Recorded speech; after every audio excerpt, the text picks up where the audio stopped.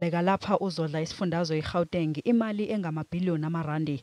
Kepha undunankulu ukholwa ukuthi asikho isidingo sokuthi lesi sifundazwe sihlonzwe njengesibhekene nenhlekelele njengeKwaZulu-Natal. Gauteng does not need a state of disaster declared to help the businesses that have been displaced and disrupted.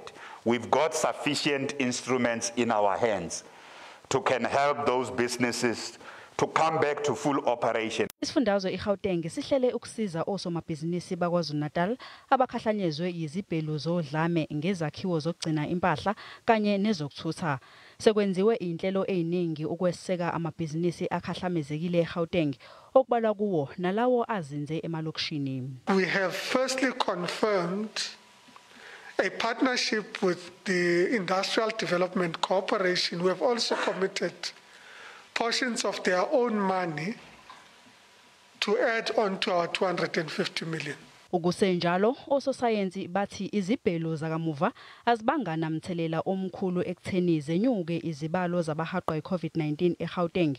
Kepha lesi sifundazwe sisabalwa nezinye ezinesibalo esiphezulu sabahaqekayo. During the second half of last week, we saw that despite that behavior, all the numbers and risks, risk indexes in all the sub-districts have resumed their downward trajectory. iGauteng ihlele ukugoma abantu abevile izigidi nezimbili ngasekupheleni kwesonto.